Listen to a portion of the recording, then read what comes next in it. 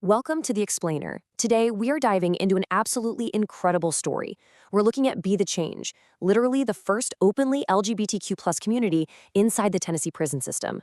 It's this powerful, detailed account of sheer resilience and survival in an environment that's honestly designed to isolate you. I am super excited to guide you through these sources, so let's just get right into it. Grasp why this community even had to be formed in the first place, we've got to look at the harsh reality of this environment. The Bureau of Justice Statistics paints a pretty stark picture. They show that LGBTQ plus prisoners are disproportionately targeted, not just for sexual violence, but also for punishment in isolation.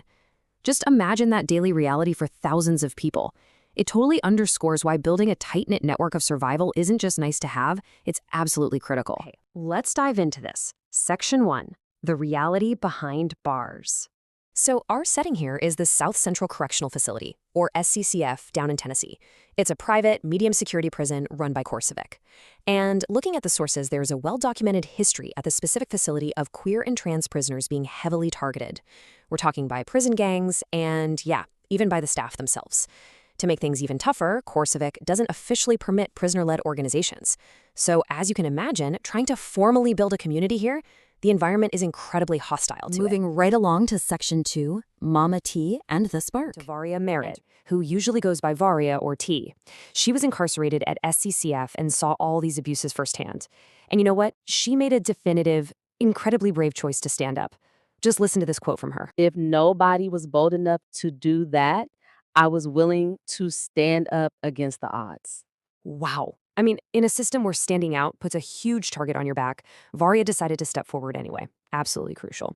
Let's move to the timeline and see how this actually builds. It all starts back in 2014, when Varia came out as gay while incarcerated. She clearly recognized the specific harms targeting her community, so she took a really calculated risk. On June 8, 2014, she physically distributed 100 handwritten letters to everyone in her unit that she knew was LGBTQ+, and she laid out her vision for a safe, accepting community. That one single action, that was the spark. From those 100 letters, the Be the Change movement was officially born. Take a look at this logo. This is the official symbol for Be the Change, LGBTQ+, or BTC. It's so much more than just a graphic. It represents something entirely unprecedented. This stands for the very first known, openly LGBTQ+ community in the entire Tennessee prison system, a network that eventually touched 14 different facilities. It's just a vibrant symbol of hope. Section 3, Building a network of care. So how does it actually work? Well, BTC operates informally, but they are driven by a very specific, deeply rooted ethos. They have 5 core principles: believing in the worthiness of every single person, accepting others for exactly who they are, encouraging a personal search for truth, working for justice, and finally, understanding that everything is interconnected. The sources really emphasize this. Their entire foundation is built from the ground up on radical acceptance and love. Now, to actually sustain a community like this, BTC had to get creative with their day-to-day mechanics. Remember, they can't officially exist as a prisoner-led group. So first, they brilliantly partnered with the Unitarian Universalists to secure regular chapel time. This gave them a physical, safe space to meet. Second, they host trans sport groups and harm reduction classes. Third, they actually organize dedicated safety teams to protect their members from violence, and they pool and share food resources. And finally, this is wild, Varia and her team have actually sat down and successfully mediated conflicts with prison gang leaders. The sources outline a highly organized, highly effective underground operation here. And this brilliantly illustrates what all that hard work actually looks like on the inside. On one side, you've got BTC's Community of Love and Peace newsletter, which is full of member highlights, messages of support, and even original poetry. And right next to it, a handwritten letter from a member to Varia calling her one of the most genuine individuals you can and will meet. It's so incredibly personal. This peer support network is really doing the heavy lifting of providing dignity and emotional care when the facility itself doesn't. But listen, BTC isn't just a social club.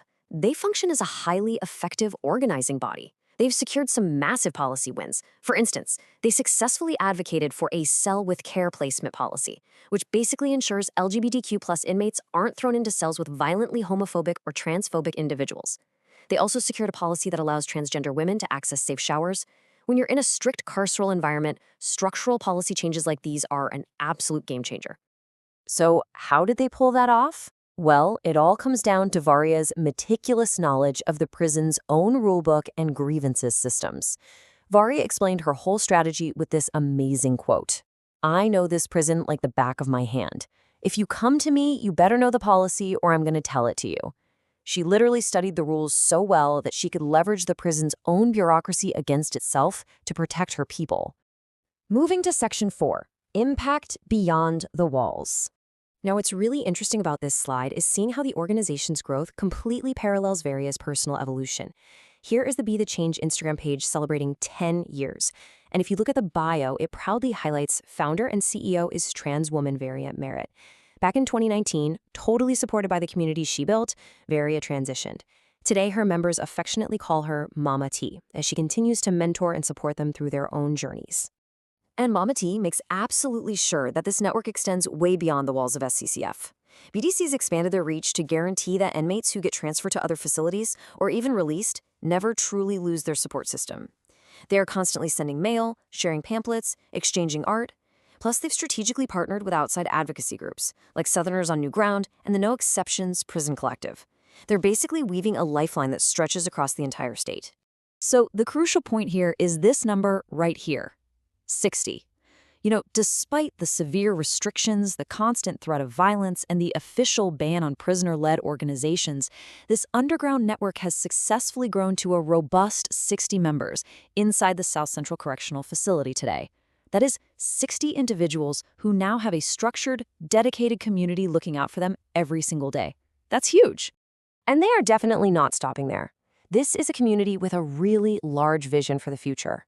As their network of mutual support and resource sharing keeps expanding, Varia has stated that her ultimate hope is that one day Be the Change might actually secure its own dedicated living unit pod within the facility. Imagine that, a fully safe, self-contained space just for LGBTQ+ inmates to live and grow together. There's a quote from Mama T herself that I think perfectly captures the unstoppable spirit of this whole movement. "We don't die, we multiply." It gives me chills. It just perfectly summarizes the absolute resilience of her and her community. Despite the massive systemic challenges of the environment they are trapped in, they just keep adapting. They survive, and they systematically grow their organization. Which brings us to the conclusion of our explainer today, and I want to leave you with a thought-provoking question, something to really chew on. As Be the Change continues to thrive in the face of such profound adversity, how might their network of care redefine what true rehabilitation looks like in prisons nationwide, right? Because if safety and growth actually stem from grassroots, community-led support rather than just isolation and punishment, well, it really invites us to reconsider the entire mechanics of our current justice system. Thank you so much for joining me and exploring this incredible story today.